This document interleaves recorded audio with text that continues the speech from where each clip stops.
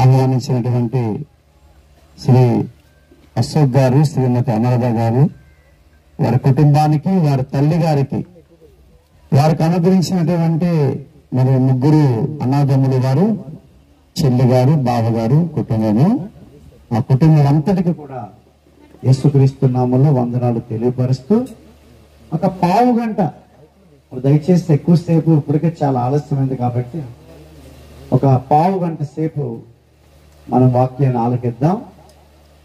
ప్రకటన గ్రంథం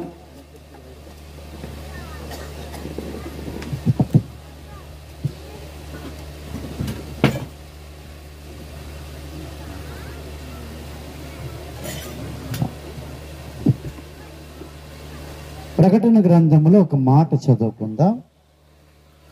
19వ అధ్యాయము, ప్రకటన గ్రంథం 19వ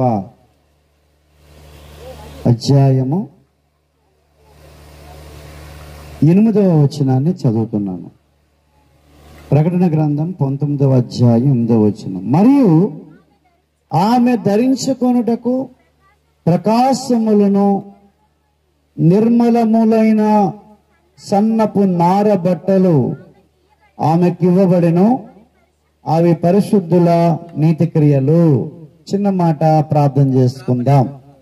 ప్రేమ కలిగిన తండ్రి, నీకు వందనాలు చెల్లిస్తున్నాం. తండ్రి యొక్కయు, కుమారుని యొక్కయు, పరిశుద్ధాత్మ యొక్కయు త్రియేక దేవుని సమక్షములో కోట్ల మంది దేవదూతలు ఇక్కడికి ఉన్నారు ప్రభా. దేవదూతల సమక్షములో ఇప్పటి వరకు వాక్యం బోధించిన దైవజనులు, వారి సమక్షములో స్థానిక సంఘ కాపరి పాస్టర్ గారు, శివ గారు, అష్టమ్మ గారు, పిల్లలు, వారి సంఘ సభ్యులు సమక్షములో, చలవేంద్ర గ్రామంలో ఉన్నటువంటి వారందరూ నాయన ఈ యొక్క మెచ్యూర్ ఫంక్షన్ కి ఆహ్వానించబడిన వారందరి సమక్షములో, ముఖ్యంగా ఇంత ఘనమైన కార్యక్రమాన్ని ఏర్పాటు చేసినటువంటి అశోక్ అమరాధ గారి యొక్క కుమార్తె ప్రభు నాయన అక్షర దేవదేవనైనా ఆ కుమార్తె సమక్షములో మీరే దిగివచ్చి మీ సందేశాన్ని అందరికీ వినిపింపజేసి యవన ప్రాయములు అడుగుపెట్టిన కుమార్తెకును, వచ్చిన మాకును, గ్రామస్తులందరికీ కూడా మీ ఆత్మీయ ఆహారం అనే భోజనము చేత తృప్తిపరచమని, రక్షణ లేని వారికి రక్షణ, రక్షింపబడిన వారు సత్యంలోనికి వచ్చుట, సర్వసత్యంలోకి వచ్చిన మేము సంపూర్ణ సిద్ధి పొందే భాగ్యము ఈ సందేశం ద్వారా అనుగ్రహించమని యేసయ్య నామమున ప్రార్థన అడిగి వేడుకొనుచున్నాము తండ్రి, ఆమేన్. మరొకసారి రెండు చేతుల పైకి దేవునికి వందనాలు చెల్లిద్దాం. హల్లెలూయా. సర్వసాధారణంగా ఈ మెచ్యూర్ ఫంక్షన్ రజస్వల మరి కార్యక్రమం కావచ్చు, అలాగనే పెద్ద పిల్ల అయిందండి అంటారు మన విలేజ్లో ఎక్కువ మంది. ఏదైనా సరే దేవుడు అశోకు అమరాధకి దేవుడిచ్చినటువంటి సంతానం అక్షర జీవితంలో దేవుడు చేసిన గొప్ప మేలు. కాలం ప్రకారముగా మరి ఆ యొక్క ఋతు క్రమం అనేది అక్షర జీవితంలో ఒక క్రమముగా దేవుడు జరిగించాడు. అది కూడా చాలా మేలది. అందుకొరకు వారి కృతజ్ఞత సువార్త కూడిక ఏర్పాటు చేశారు. దీన్ని ఏమంటారంటే ఆఫ్ సారీ ఫంక్షన్ అంటారు. ఏ ఫంక్షన్ అండి? తెలుగులో లంగావాణిల ఫంక్షను. కాబట్టి అక్షర ఎక్కడే మా వెనకతులు ఉందమ్మా, ముందుకు వచ్చే తల్లి, అందరికీ కనబడాలి. సరే సరే మంచిది. పాప అక్షర మరి చిన్నప్పటి నుంచి వేసుకునే బట్టలు వేరు, ఇక మీద వేసుకోబోయే బట్టలు వేరు. హల్లెలూయా. అది ఈ రోజు నుంచి స్టార్ట్ అయిపోయింది అన్నమాట. ఈ ఫంక్షన్ నుంచే స్టార్ట్ అయింది. ఇక్కడ కూడా వాక్యములో ఒక మాట రాయబడింది. ప్రకటన గ్రంథము 19వ అధ్యాయము 8వ వచనములో, మరియు ఆమె ధరించుకొనుటకు ప్రకాశములను నిర్మలములైన సన్నపు నార బట్టలు ఆమెకు ఇవ్వబడెను, అవి పరిశుద్ధుల నీతి క్రియలు. హల్లెలూయా. దేవుడు బట్టలు ఇస్తున్నాడట. జాగ్రత్తగా ఆలకించండి, పావు గంటలో నేను ముగించేస్తాను. దేవుడు ఏమిస్తాడండి? బట్టలు ఇస్తున్నాడు.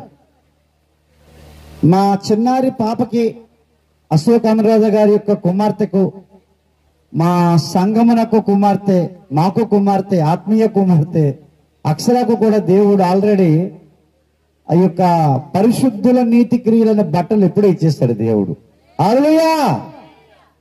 కాబట్టి ఆ బట్టలు వేసుకుంది కాబట్టి ఇప్పుడు మనందరికంటే ప్రత్యేకంగా ఎవరు బాగా కనబడుతున్నారు చెప్పండి? ఫంక్షన్లు అందరికంటే ఎక్కువగా అక్షర కనబడుతుంది.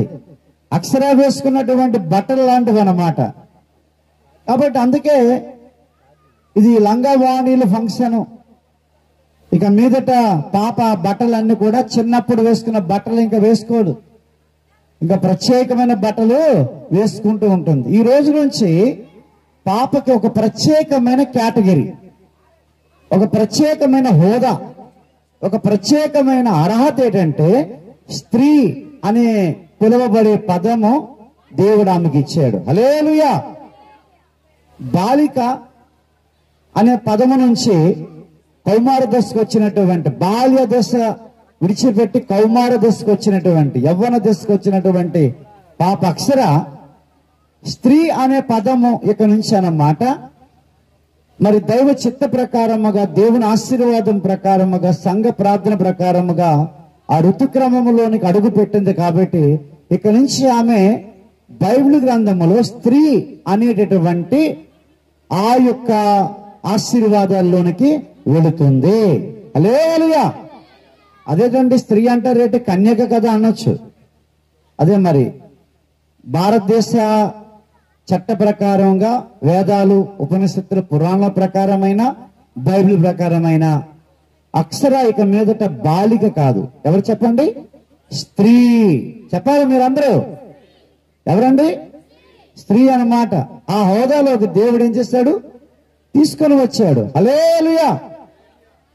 కాబట్టి దేవుడికి అనేకమైన పదవులు ఉన్నాయి. దేవుడు స్వస్థపరిచేవాడు, దేవుడు అప్పులు తీర్చేవాడు, దేవుడు ఆరోగ్యం ఇచ్చేవాడు, దేవుడు పాడి పంట వ్యవసాయం ఇచ్చేవాడు, ఉద్యోగాలు ఇచ్చేవాడు, అలాగే వ్యాపారాలు కొనసాగించేవాడు, మరి ఇంకా అనేకమైనటువంటి పెళ్లిళ్ళు చేసేవాడు, మంచి చదువులు ఇవన్నీ ఇచ్చేవాడు. దాంతోపాటు కూడా దేవుడు ఏమిస్తున్నాడంటే, ఈ లోకానికి దేవుడు ఎందుకు వచ్చాడంటే వస్త్రాలు ఇవ్వడానికి కూడా వచ్చాడు దేవుడు. హల్లెలూయా. యేసుక్రీస్తు వారు వస్త్రాలు ఇవ్వడానికి వచ్చాడు కాబట్టి ఈ దినము వస్త్రాలు ఇవ్వబడ్డాయని ఇక్కడ రాయబడింది. ఎవరికి ఇచ్చాడు? ఆమె ధరించుకొనుటకు. ఆమె అంటే యేసుక్రీస్తు యొక్క కాబోయే భార్య. ఇంకా భార్య అవలేదు, కాబోయే భార్య. ఆ భార్య ధరించుకోవడానికి దేవుడంట ప్రకాశములను నిర్మములైన సన్నపు నారబట్టలు ఆమెకు ఇవ్వబడెను, అవి పరిశుద్ధుల నీతి క్రియలు. హల్లెలూయా. ఈ భౌతికమైన మెచ్యూర్ ఫంక్షన్, శరీర సంబంధమైన రజస్వల కార్యక్రమము కావచ్చు, పెద్ద పిల్ల కార్యక్రమం కావచ్చు, మెచ్యూర్ ఫంక్షన్ కావచ్చు. ఇది శరీర సంబంధమైన కార్యక్రమానికి ఆత్మ సంబంధమైన అర్థం దేవుడు చెప్తున్నాడు. హల్లెలూయా. మానవుని జీవితంలో జరుగుతున్న ప్రతి కార్యక్రమము భౌతిక సంబంధమైన కార్యక్రమాలు దేని కొరకంటే ఆత్మ సంబంధమైన కార్యక్రమాల కొరకే. హల్లెలూయా. అర్థమైందండి? బాబు పెళ్లి చేసుకున్న తర్వాత పిల్లలు పుడతారు. అలా పుట్టడం ఎందుకంటే తల్లి గర్భములో నుంచి బాబు పుట్టాడో పాప పుట్టిందో ఎందుకంటే ఒకడు నూతనముగా జన్మించాలి. హల్లెలూయా. ఈ పుట్టుక ఏం కావాలంటే కొన్ని దినాల తర్వాత నూతనముగా జన్మించే పుట్టుకను మనం జ్ఞాపం చేసుకోవడానికి బాహ్య సంబంధమైన పుట్టుక దేవుడిచ్చాడు. ఆ తర్వాత ఆ బాబు గాని పాప గాని కొంచెం పెద్ద అయిన తర్వాత స్కూల్లో జాయిన్ చేస్తారు. ఆ స్కూల్ ఏంటంటే చర్చ్ అన్నమాట. హల్లెలూయా. బాహ్య సంబంధముగా పాప బాబు ఈ పాలు మానేసి పాలు మానేసి బలమైనటువంటి ఆహారం తింటారు. కాబట్టి ఈ పాలు త్రాగడం మానేసి శరీరంలోకి మానేసి నెమ్మదిగా బలమైన ఆహారం తినిపిస్తారు. అది కూడా వాక్యములో ఉంది. బలమైన ఆహారము ద్వారా పిల్లలు ఎదుగుతారు. ఆ తర్వాత పిల్లల్ని ఉయ్యాల్లో వేస్తారు, నామకరణం చేసి ఉయ్యాల్లో వేస్తారు. అలాగే దేవుడు మనకి కూడా మనకు పుట్టిన పేర్లే, తల్లిదండ్రుల పేర్లే కాకుండా మనకి మంచి పేర్లు కూడా దేవుడు పెడతాడు. హల్లెలూయా. నక్షత్రములకు పేర్లు పెట్టేవాడు మనకు భూలోకములు ఉంటుండగా పేర్లు పెడతా ఉంటాడు దేవుడు కూడా. అలాగే పిల్లలకు ఉయ్యాల్లో వేస్తారు. ఉయ్యాల్లో వేస్తే చక్కగా పండుకొని నిద్రపోతూ ఉంటారు. అలాగే మనము కూడా దేవుడి దగ్గరకు వచ్చి మన కష్టాలు, మన బాధలు, మన సమస్యలు, మన ఇరుకులు అన్ని కూడా దేవుడి మీద వేసేసి పాప బాబు ఉయ్యాళ్ళు ఎలా పడుకుంటారో మనం అలా పడుకోవాలన్నమాట. హల్లెలూయా. ఇవన్నీ ఆత్మీయ అర్థాలు. భౌతిక సంబంధమైన మనిషి జీవితంలో జరుగుతున్న దానికి ఆత్మ సంబంధమైన అర్థాల కొరకే దేవుడు. ఆ తర్వాత పిల్లలు పెద్దవారు అవుతారు. అదే మెచ్యూర్ ఫంక్షన్. ఇప్పుడు ఈ ఫంక్షన్కి మనం వచ్చాం కాబట్టి మాకు ఒక చిన్న చెల్లెలు కలదు, దానికి ఇంకా వయసు రాలేదంటాడు. చాలా మందికి ఇంకా వయసు రాలేదు, కానీ వయస్సు వచ్చిన వారు ఎప్పుడు రాసిన పత్రికలో ఉన్నారు. వాక్యంలో ఒక మాట ఉంటుంది, వయస్సు వచ్చినటువంటి వారు సాధకము చేయబడిన జ్ఞానేంద్రియములు కలిగిన వారు అని రాయబడింది. వయస్సు రాని వారు మాట రాయబడింది బైబిల్లోని పరమగీతములో. ఎప్పుడు రాసిన పత్రికలో వయస్సు వచ్చిన వారి గురించి కూడా రాయబడింది. ఈ కార్యక్రమం ద్వారా ఆత్మీయంగా ఆ వయస్సు రావాలి. ఆ తర్వాత కొద్దిగా పిల్లలు యవన ప్రాయంలోకి అడుగు పెట్టిన తర్వాత కొంచెం పెద్దవాళ్ళు అయిన తర్వాత వాళ్ళకి పెళ్లి సంబంధాలు చూస్తారు, పెళ్లి చూపులు అంటారు. అలాగే పెళ్లి చూపులు కూడా దేవుడికి మనకి కూడా పెళ్లి చూపులు ఎవరికంటే యేసయ్యకి మనకి పెళ్లి చూపులు, అసలైన పెళ్లి చూపులు. హల్లెలూయా. ఆ తర్వాత ప్రధానం పెళ్లి చూపులు ఫిక్స్ అయిన తర్వాత బాబుకి పాపకి ఏం చేస్తారండి? నిశ్చితార్థం చేస్తారు, ప్రధానం చేస్తారు. ఆ ప్రధాన కార్యక్రమం బైబిల్లో బాప్తిస్మము కార్యక్రమము. హల్లెలూయా. పౌలు భక్తుడు అన్నాడు అన్నమాట, క్రీస్తు యేసునందు మిమ్మల్ని నేను చేశాను, ప్రధానము చేశానంటాడు. అంటే ఈ భౌతిక సంబంధమైన అమ్మాయికి అబ్బాయికి ప్రధానము ఆత్మ సంబంధంగా ఏంటంటే అది నమ్మి బాప్తిసం పొందుకున్నటే ప్రధాన కార్యక్రమం. ప్రధానమైన తర్వాత ఏమవుతుంది? పెళ్లి అవుతుంది. ఇదిగో యేసుక్రీస్తు వారు మొదటి రాకడ ప్రధానం కొరకు వచ్చారు. ఆయన మొదటి రాకడలో సిలువెక్కి రక్తం కార్చి ప్రాణం పెట్టి తిరిగి లేచారు. ఆయన ఎవరైతే నమ్ముకుంటారో రక్తం ద్వారా వారికి ప్రధానం కలుగుతుంది, ప్రధానం జరుగుతుంది ఆయనకి మనకేనే. ఆ తర్వాత ఆయన రెండవ రాకడ రాబోతున్నాడు. రెండవ రాకడ దేని కొరకు రాబోతున్నాడు? పెళ్లి చేసుకోవడానికి రాబోతున్నాడు. హల్లెలూయా. రెండవ రాకడ దేని కొరకు? పెళ్లి. ఆ పెళ్లి అర్థం కావడానికే మనిషి మానవ జీవితంలో ఈ పెళ్లిలన్నీ కూడా నూతనమైన జన్మ అర్థం కావడానికే పుట్టినరోజు పండుగ చేస్తారు. పుట్టినరోజు పండుగకి వెళ్ళినప్పుడల్లా నూతనంగా జన్మించలేదు చూసుకోవాలా. అలాగ బాప్తిసం ప్రధానానికి వెళ్ళారనుకోండి, బాప్తిసం పొందుకున్నారు లేదో చూసుకోవాలి. ఉయ్యాల కార్యక్రమంకి వెళ్ళామనుకోండి, యేసే ఒడిలో ఆ బాబు పాప ఎలా పడుకున్నారు, అలా పడుకున్నారో లేదో చూసుకోవాలి. పిల్లలకి అక్షరాభ్యాసం చేస్తున్నాం అనుకోండి, మనము కూడా చర్చికి వెళ్ళి అలాగ మహోన్నతుని విద్య నేర్చుకుంటాం లేదో చూసుకోవాలి. హల్లెలూయా. అలా ప్రతి దానికి భౌతిక సంబంధమైన కార్యక్రమానికి ఏ అర్థం ఉంది చెప్పాలా మీరు? ఆత్మ సంబంధమైన అర్థాలు ఉన్నాయి. హల్లెలూయా. ఆత్మ సంబంధమైన దాని కొరకే భౌతిక సంబంధమైనది. యేసయ్య రెండవ రాకడలో వస్తాడు, పెళ్లి చేసుకుంటాడు, మళ్ళీ అక్కడ తీసుకుని వెళ్తాడు. ఇది మీకు అర్థం కావడానికి మానవుని జీవితంలో పెళ్లిళ్ళు ఏర్పాటు చేస్తాడు అదనమాట దేవుడు. హల్లెలూయా. అంతేగాని పెళ్లిళ్ళు చేసేసుకొని దేవుడిని మర్చిపోవడానికి కాదు, పెళ్లిళ్ళు చేసేసుకొని భార్యతో భర్తతో పిల్లలతో ఉండిపోవడానికి కాదు. పెళ్లిళ్ళు చేసుకునేవారైనా చేసుకోబోయేవారైనా రెండవ రాకడలో యేసయ్య వస్తున్నాడు, ఆయన పెళ్లి చేసుకోవాలి మనం అందరం కూడా. హల్లెలూయా. అలాగే ఇక్కడ యేసయ్య బట్టలు ఇవ్వడానికి వచ్చాడు. యేసయ్య ఏమిస్తున్నాడు అండి? స్వస్థతలు ఇచ్చిన యేసయ్య, అద్భుతాలు ఇస్తున్న యేసయ్య, ఉద్యోగాలు వ్యాపారాలు పనులు ఇచ్చిన యేసయ్య బట్టలు ఇవ్వడానికి వచ్చానని యెషయా గ్రంథము చూడండి. ఒక మాట చదువుకుందాం. ఒక 5 నిమిషాల్లో ముగించుకుందాం. 61వ అధ్యాయము యెషయా గ్రంథము 3వ వచనము. సియోనులో దుఃఖించు వారికి ఉల్లాస వస్త్రములు ధరింపజేయుటకు, బూడిదకు ప్రతిగా పూదండను, దుఃఖమునకు ప్రతిగా ఆనంద తైలమును, భారభరితమైన ఆత్మకు ప్రతిగా స్తుతి వస్త్రమును వారికిచ్చుటకు ఆయన, అంటే తండ్రి అయిన దేవుడు నన్ను పంపించాడు. హల్లెలూయా. క్రిస్మస్ అనగా అర్థమైనా తెలుసా? క్రిస్మస్ మెసేజ్ కూడా చెప్పేస్తాను, ఎందుకంటే మళ్ళీ చలివేంద్రానికి మనం రాము కాబట్టి. దేవుడి చిత్తం అయితే ఎప్పుడైనా వస్తాయా? కానీ క్రిస్మస్ ప్రపంచమంతా డిసెంబర్ నెలలో క్రిస్మస్ ప్రారంభమైంది 1వ తేదీ. ఇప్పుడు దైవజనులకి డేట్లు ఎక్కువైపోయి డేట్లు చాలక నవంబర్ నెల నుంచి క్రిస్మస్ చేసేస్తున్నారు. హల్లెలూయా. కాబట్టి మా పాప అక్షర పుట్టినరోజు, అంటే పుట్టినరోజు మొదలుకొని మెచ్యూర్ అయినటువంటి రోజు ఈ రోజు అనమాట. ఈ రోజు ఈ యొక్క వయసుకు వచ్చినటువంటి వారి కొరకు మెసేజ్, యేసయ్య జన్మదినం మెసేజ్, అన్ని మెసేజ్లు ఎందులోనే ఉంటాయి ఈ రోజు. హల్లెలూయా. అక్కడ పెట్టబోతున్నటువంటి భోజనం కొరకు కూడా చెప్తాను. హల్లెలూయా. మొత్తం అన్ని కలిపి 5 నిమిషాలు చెప్పేస్తాను. ఎన్ని నిమిషాలు చూసారా? ఇన్ని విషయాలు 5 నిమిషాలు ఎవరైనా చెప్పగలరా? కానీ నేను చెప్పేస్తాను. హల్లెలూయా.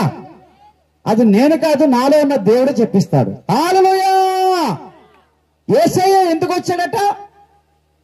యేసయ్య అనేక రకాల కారణాలు ఉన్నాయి యేసయ్య రావడానికి. అందులో ఒక కారణము, యేసయ్య వెలుగునివ్వడానికి వచ్చాడు, జీవం ఇవ్వడానికి వచ్చాడు, స్వస్థతను ఇవ్వడానికి వచ్చాడు, రక్షణ ఇవ్వడానికి వచ్చాడు. ఇలాగ ఎన్నో కారణాలు యేసయ్య వస్తే ఒక కారణం ఏంటంటే యేసయ్య వస్త్రాలు పట్టుకొని వచ్చాడు అన్నమాట. హల్లెలూయా. ఏం పట్టుకొని వచ్చాడు? వస్త్రాలు. యేసయ్య దగ్గర వస్త్రాలు ఉన్నాయి. ఆ వస్త్రాలలో 2 పేర్లు ఇక్కడ ఉన్నాయి, 2 వస్త్రాలు. ఏ వస్త్రాలట? సియోనులో దుఃఖించే వారికి ఉల్లాస వస్త్రం. హల్లెలూయా. ఈ మెచ్యూర్ ఫంక్షన్కి వచ్చినప్పుడు మనకు అందరికి ఎలాగుంటది చెప్పండి? ఏమ్మా, ఏ ఫంక్షన్కి వచ్చారు? జ్ఞాపకార్థ గుడికి వచ్చారా, మెచ్యూర్ ఫంక్షన్కి వచ్చారా? జ్ఞాపకార్థ గుడికి వచ్చినట్లుగా ముఖాలు ఎలా ఉన్నాయంటే కొద్దిగా నవ్వండి. హల్లెలూయా. లేకపోతే యేసయ్య ద్వారా ఉల్లాస వస్త్రాలు ధరింపజేయమంటారా? మీరు నవ్వట్లేదంటే మీకు ఏ బట్టలు లేవు? పట్టు చీరలు ఉన్నాయి, మాకేమో సూట్లు సపారీలు ఉన్నాయి. కానీ మెచ్యూర్ ఫంక్షన్కి వచ్చిన వాళ్ళకి ఏమి లేవండి? ఉల్లాస వస్త్రాలు ఉంటే ఉల్లాసంగా వింటారు, ఉల్లాసంగా భోజనం చేస్తారు. అది హల్లెలూయా. ఇప్పుడు మీ అందరికీ కావాల్సింది ఏదంటే ఉల్లాస వస్త్రాలు కావాలి. చదవండి తర్వాత ఇంకే వస్త్రాలు? బూడిదకు ప్రతిగా, దుఃఖమునకు ప్రతిగా, భారభరితమైన ఆత్మకు ప్రతిగా. ఈ రోజు అందరికీ ఉల్లాస వస్త్రాలు, స్తుతి వస్త్రాలు ఇవ్వాలి. హల్లెలూయా. లేకపోతే దుఃఖం ఉంటది. దుఃఖమునకు ప్రతిగా ఉల్లాస వస్త్రాలు, భారభరితమైన ఆత్మ అంటే అప్పులు. చాలా మందికి అప్పులు, భారము, పిల్లల భారము, పిల్లల చదువుల భారము, వాళ్ళ పెళ్లిళ్ళ భారము, వాళ్ళ ఉద్యోగాల భారం, కొంతమందికి పశువుల భారం, వ్యవసాయం భారం, మరి కొంతమందికి భర్త భారం, భార్య భారం, పిల్లల భారం. ఇలాగే భారభరితమైన ఆత్మను తీసేసి ఏం ఇస్తాడట చెప్పండి అమ్మా, ముగించేస్తాను. భారభరితమైన ఆత్మతో ఉన్నారు. కొంతమందికి రోగాల భారం. ఇప్పుడు చెప్పినవన్నీ మీకు బాధలు ఉన్నాయి లేవా? భాస్కర్ అంటే మాకు రోగాలు లేవు, మాకు అప్పులు లేవు, మాకు భర్త బాధ, భార్య బాధ, పిల్లల బాధ లేదు, మాకు పెళ్లి బాధ లేదు, మాకు చదువులు పిల్లలు చదివించాలని బాధ లేదు, మాకు అంతా అన్ని కూడా బాగున్నాయి, డబ్బు ఉంది, ఆరోగ్యం ఉంది, నింద వేదన కష్టాలు దుఃఖం వేదన ఏమీ లేదండి, అన్ని బాగున్నాయి అన్నోళ్ళు చేతులు పైకెత్తండి. హల్లెలూయా. అబ్బా ఉన్నారండి బాబా, అయితే మంచివాళ్ళే, వాళ్ళకి అక్కర్లేదు ఈ మెసేజ్. అయితే అమ్మా మీరు వినకండి, మీరు భోజనం చేసేయాలంటే చేసేయండి. ఎవరైతే భారముతో ఉన్నారో, ఎవరైతే దుఃఖముతో ఉన్నారో వారు ఆలకించండి. ఎందుకంటే వాళ్ళకి దేవుడు ఏమిస్తాడు? ఉల్లాస వస్త్రాలు, స్తుతించే వస్త్రాలు. సన్నుగుడు తీసేసి ఏడు ప్రభువా నా బ్రతికి ఎలాగైపోయింది, ఏడు ప్రభువా నా తలరాత ఎలాగైపోయింది, నా కర్మ ప్రభువా ఏటో ఎలాగైపోయింది అలాగైపోయింది అని సొనిగే వాళ్ళందరికీ కూడా మా అక్షర ఈ మెచ్యూర్ ఫంక్షన్కి వచ్చిన మీ అందరికీ దేవుడు వస్త్రాలు ఇచ్చి పంపిస్తున్నాడు. హల్లెలూయా. దేవుడు ఏ వస్త్రాలు ఇస్తున్నాడు? దేవుడు స్తుతి వస్త్రము. అక్షర ఫంక్షన్ అంటే మామూలు ఫంక్షన్ కాదు. ఈ రోజు ప్రతి ఒక్కరికి కూడా దేవుడు మంచి మంచి బట్టలు ఇచ్చి, పట్టు వస్త్రాల కంటే కంచి పట్టు, ఉప్పాడ పట్టు, కామాక్షి పట్టు, మీనాక్షి పట్టు, ఇంకే బట్టలు ఉన్నాయమ్మా? బట్టలు అమ్మా నారాయణ పట్టట మా అక్షర చెప్తుంది. హల్లెలూయా! కొత్తగా విన్నాను ఈరోజే. ఈ అన్నిటికంటే గొప్పది ఏంటంటే, గొప్ప వస్త్రం ఏంటంటే స్తుతి వస్త్రము, ఉల్లాస వస్త్రము. హల్లెలూయా! ఈ వస్త్రాలు ఇవ్వక ముందు దేవుడు వస్త్రాలు ఇవ్వడానికే ఈ లోకానికి వచ్చాడని తండ్రి అయిన దేవుడు వస్త్రాల కొరకే పంపించాడు. చూడండి, ఈ వస్త్రాలు ఎలాగిస్తాడంటే ఒక మాట చెప్పి ఒక 3 నిమిషాలు ముగించేస్తాను. ప్రకటన గ్రంథము, ప్రకటన గ్రంథములో ఒక మాట చదువుకొని ముగించుకుందాం. 19వ అధ్యాయము 13వ వచనం చదవండి. రక్తములో ముంచబడిన వస్త్రము. అమ్మో, ఏ వస్త్రం అంటే ఇది? రక్తములో ముంచబడిన వస్త్రమా? చదవండి. ఆయన ధరించుకొని ఉండెను. యేసయ్య ధరించుకున్నాడు. హల్లెలూయా! బట్టలు ఇవ్వడానికి వచ్చిన యేసయ్య ఒక వస్త్రం వేసుకున్నాడండి. ఆ వస్త్రం పేరు ఏం పేరు? రక్తములో ముంచబడిన వస్త్రము. అదే 2000 సంవత్సరాల క్రితము కలువరి శిలువలో లోక పాపములంతటి కొరకు ఆయన కలువరి శిలువలో తలవంచరి కాలం మొదలుకొని మనందరి పాపముల నిమిత్తము, శాపముల నిమిత్తము, మరణము నిమిత్తము శిలువలో ఏం చేశాడు? రక్తము కార్చాడు. హల్లెలూయా! ఆ రక్తములో ముంచబడిన వస్త్రాలు ఆయన ధరించుకొని ఉండెను. మరియు దేవుని వాక్యము అను నామము ఆయనకు పెట్టబడి ఉన్నది. హల్లెలూయా! యేసు నామము. యేసు నామం అంటే అర్థమని తెలుసా? యేసు నామం అని చెప్తే కుదరదు. ఎవరైతే యేసుక్రీస్తుని ఆయన రక్తాన్ని నమ్ముకుంటారు, ఆయన రక్తములో పాపాలు కడుగుకుంటారు, రక్తములో ముంచబడిన వస్త్రము చేత వారి బట్టలు ఉతుకుంటారు, వారి జీవితాలు పాపాన్ని, శాపములను, లోపాలు, బలహీనతలు అన్నిటిని కూడా ఉతుక్కోవాలి. హల్లెలూయా! అందుకొరకే యేసయ్య రక్తములో ముంచబడిన వస్త్రము చేత, వాక్యమని యేసు నామము చేత ఈ భూలోకానికి వచ్చాడు. హల్లెలూయా! ఇప్పుడు వస్త్రాలన్నీ కూడా ఎందులో నుంచి వస్తాయి తెలుసా? రక్తములో నుంచి వస్తాయి. యేసయ్య రక్తంలో నుంచి. హల్లెలూయా! యేసయ్య రక్తము ఒక సిఎంఆర్ అన్నమాట, షాపింగ్ మాల్ లాంటిది. సిఎంఆర్ షాపింగ్ మాల్కి ఎంతమంది వెళ్ళారు? చేతులు పైకెత్తండి. మా చలివేంద్రంలో లేదండి అనుకోకండి. సిఎంఆర్కి ఫోన్ చేసి చలివేంద్రంలో సిఎంఆర్ షాపింగ్ మాల్ పెట్టండి చెప్తానులేండి. హల్లెలూయా! ఏమండి, సిఎంఆర్ షాపింగ్ మాల్ లేకపోతే పెద్ద పెద్ద షాపింగ్ మాల్ ఏమున్నాయండి? ఇంకా పేర్లు చెప్తారా? అక్షర చెప్తుంది, బాగా అక్షర తెలుసు మాకు. అమ్మా తల్లి చెప్పు. Lucky, lucky shopping mall, CMR shopping mall. ఇంకా అమ్మా మీకంటే అక్షరే ఎదిగిపోయిందండి. మీరు ఇంకా చిన్నపిల్లలు ఉన్నారు, మీకంటే ఎక్కువ వయసు వచ్చేస్తుంది అక్షరాకి. హల్లెలూయా! కాబట్టి ఇవన్నీ కూడా ఒక షాపింగ్ మాల్కి వెళ్తే మగవాళ్ళకి, ఆడవాళ్ళకి, చిన్న వాళ్ళకి, వృద్ధులకి, ముసలోళ్ళకి అందరికి ఎలా బట్టలు ఉంటాయో యేసయ్యలో నుంచి కూడా పిల్లలకి, పెద్దవారికి, వృద్ధులకి, అన్ని మతాల వారికి, అన్ని కులాల వారికి, అన్ని దేశాల వారికి, అన్ని ప్రజలకి కూడా పరిశుద్ధత ఇచ్చే వస్త్రాలు యేసయ్య పట్టుకుని వచ్చాడు ఈ లోకానికి. హల్లెలూయా! యేసయ్య శిలువలో కార్చిన రక్తము ద్వారా ఆయన వస్త్రాలు ఇస్తున్నాడు. చూడండి, ఏ వస్త్రం అంటే మొట్టమొదటిగా నీతి వస్త్రము. యోబు గ్రంథం చూడండి, యోబు గ్రంథము ఒక మాట చదువుకుందాం త్వరగా. యోబు గ్రంథంలో చూడండి, నీతి వస్త్రము నాకు ధరింపజేసి ఉన్నావు అని యోబు భక్తుడు చెప్తా ఉంటాడు. మొట్టమొదటిగా అందరికి కావలసినటువంటి వస్త్రము, ముఖ్యమైన వస్త్రం ఏంటంటే అది నీతి వస్త్రము. 29వ అధ్యాయం 14వ వచనము. నేను నీతిని వస్త్రముగా ధరించుకొని ఉంటేని. హల్లెలూయా! ఏ వస్త్రం అమ్మా? యేసయ్య తీసుకొచ్చినటువంటి శిలువలో కార్చిన రక్తము ద్వారా మానవ జాతి కొరకు 210 దేశాల కొరకు శిలువ రక్తం కార్చాడు. ఈ భారతదేశం కొరకు రక్తం కార్చాడు. ఆంధ్ర, తెలంగాణ తెలుగు వారి కొరకు రక్తం కార్చాడు. చలివేంద్రం గురించి రక్తం కార్చాడు ఆయన. కాబట్టి ఆ రక్తములో నుండి ఏ వస్త్రం ఇస్తున్నాడు? నీతి వస్త్రము. హల్లెలూయా! ఎందుకంటే మనలో కూడా నీతి ఉంది, కానీ మన నీతి వస్త్రాలు దేవుడికి ఎలా కనబడుతున్నాయి? మురికి గుడ్డల్లా ఉన్నాయంట. యెషయా గ్రంథము 64వ అధ్యాయం ముగించేస్తాను చూడండి. మనకి కూడా నీతి ఉంది, మనకి కూడా వస్త్రాలు ఉన్నాయి. ఆయన కూడా నీతి వస్త్రాలు తీసుకొచ్చాడు. బాబు, మీ నీతి వస్త్రాలు ఉన్నాయి కానీ అవన్నీ నా కళ్ళకి ఎలా కనబడుతున్నాయి?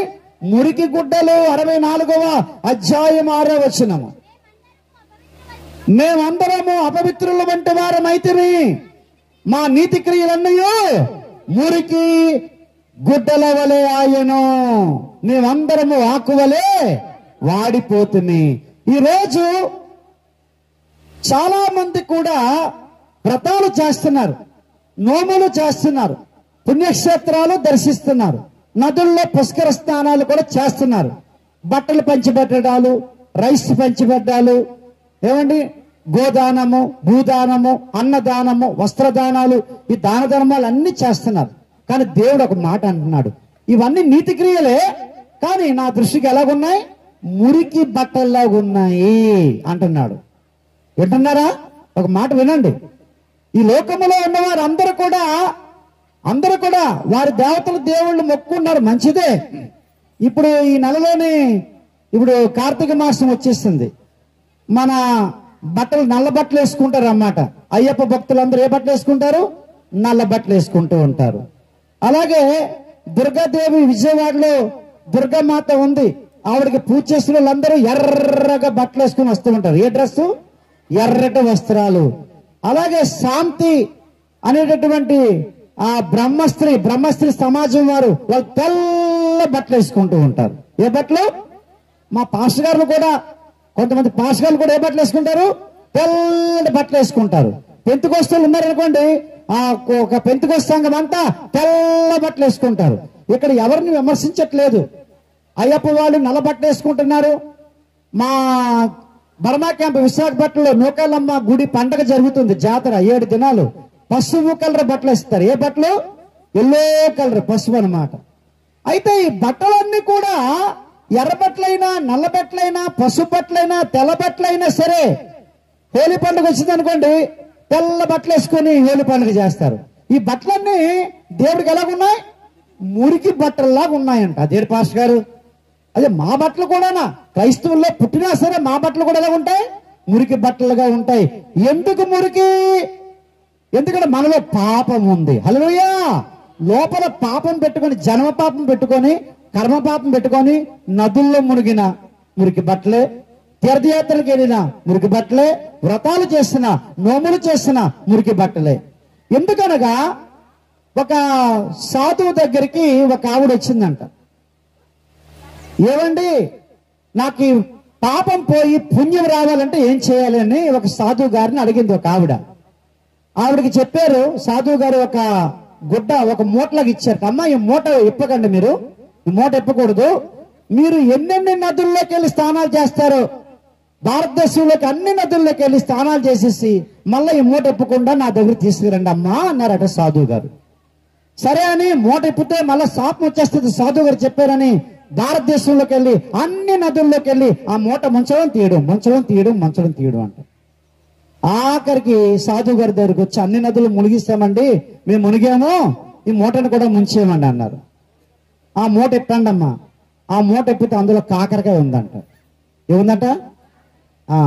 కాకరకాయలు చేతి పోతుందా? పోదమ్మా. నీటిలో ముంచినంత మాత్రం పోతుందా? అలాగా మీరు స్నానాలు చేసేసినంత మాత్రాన మీరు పాపమమ్మా పోదమ్మా. కాకరకాయలు చేదేలాగా పోదు, మనలోని పాపం కూడా పోదమ్మా అని చెప్పారట. కాబట్టి అందుకే యేసుక్రీస్తు రావాల్సి వచ్చింది. హల్లెలూయా! ఏ దేవతలు దేవుళ్ళు నమ్ముకుంటే మేము ఎవరిని విమర్శించము. ఒక మతాన్ని, ఒక కులాన్ని, ఒక దేవతని, దేవుణ్ణి విమర్శించడానికి రాలేదు, సత్యం చెప్పడానికి వచ్చాం. హల్లెలూయా! మీరు నమ్మితే నమ్మండి, నమ్మకపోయినా పర్వాలేదు, నమ్మకపోతే ఇంకా మంచిది. హల్లెలూయా! ఎక్కువ మంది భోజనానికి వచ్చారనుకోండి, ఎక్కువ మంది భోజనం అయిపోతే మాకు భోజనం ఉంటుందా? అలాగే ఎక్కువ మంది పరలోకానికి వచ్చేస్తే ఆశీర్వాదాలు కూడా పోతాయి. ఎక్కువ మంది భోజనాలకు వచ్చేసి భోజనం అయిపోయాయి అనుకోండి, మాకేముండవు పాస్టర్లకి. మేము ఇక్కడ చెప్పుకుంటా ఉంటాం, భోజనం అయిపోయింది అంటారు. అంటే అశోక అనురాధాలు అలా చేయరనుకోండి, చాలా ఎక్కువ మందికి ఉంటారు. హల్లెలూయా! అలాగే ఎక్కువ మంది పరలోకానికి రావడం దేవుడికి ఇష్టం లేదు. ఎవరికైతే తెగింపు ఉంటుందో, ధైర్యం ఉంటుందో, ఎవరైతే గ్రామానికి, కుటుంబానికి, పెద్దలకి, కులానికి, మతానికి తెగిస్తారో